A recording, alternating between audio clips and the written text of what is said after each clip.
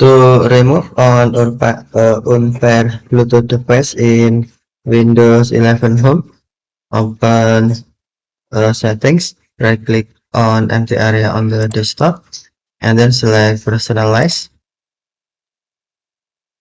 select Bluetooth and Devices, and then select device was connected you want to remove. For example, Galaxy Pad Live, tap more icon or that icon, and then select remove device to remove all, or if you want to disconnect it, select disconnect. Tap remove device to remove. Are you sure want to remove this device? Tap yes if you sure.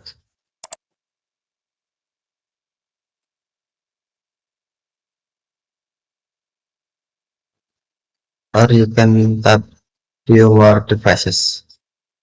Now your device was repaired or removed from Windows 11. Okay, thank you for watching. Have a nice day.